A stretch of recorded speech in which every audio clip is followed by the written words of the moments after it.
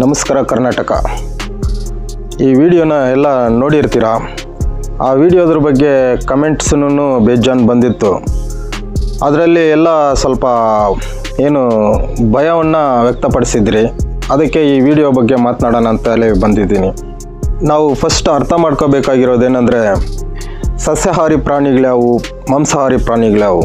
ಅದರಲ್ಲೂ ಮಾಂಸಾಹಾರಿ ಪ್ರಾಣಿಗಳು ಸಸ್ಯಾಹಾರವನ್ನು ತಿನ್ನೋದು, ಸಸ್ಯಾಹಾರಿ ಪ್ರಾಣಿಗಳು ಮಾಂಸಾಹಾರವನ್ನು ತಿನ್ನೋದು ನೋಡಿರ್ತೀವಿ. ಆದರೆ ಹಾವುಗಳು ಹಾಗಲ್ಲ. ಹಾವುಗಳು ಯಾವುದೇ ಥರದ ಹಾವಾಗಲಿ ಅದು ಯಾವುದೇ ಕಾರಣಕ್ಕೂ ಸಸ್ಯಾಹಾರವನ್ನು ಮಾಡಲ್ಲ.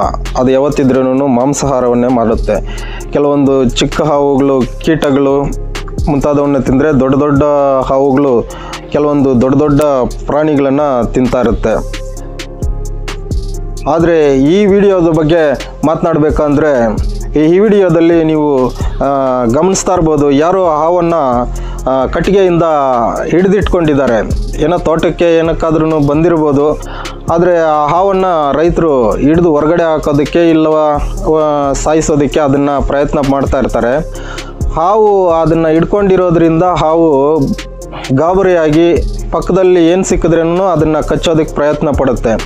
ಅದ್ರ ಕಣ್ಣಿಗೆ ಹಣ್ಣು ಕಲರ್ ತುಂಬ ಅಟ್ರಾಕ್ಟಿವ್ ಆಗಿ ಕಾಣಿಸ್ತಾ ಇರೋದ್ರಿಂದ ಹಣ್ಣನ್ನು ಅದು ಕಚ್ತಾ ಇದೆ.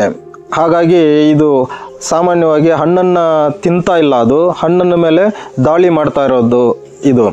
ಹಾಗಾಗಿ ಯಾರೂ ಗಾಬರಿ ಪಡಬೇಕಾಗಿಲ್ಲ, ಭಯ ಪಡಬೇಕಾಗಿಲ್ಲ. ಯಾವತ್ತೂ ಹಾವುಗಳು ಹಣ್ಣನ್ನು ಕಚ್ಚಿ ವಿಷಪೂರಿತವಾಗಿ ಹಣ್ಣನ್ನು ಮಾಡೋದಿಲ್ಲ.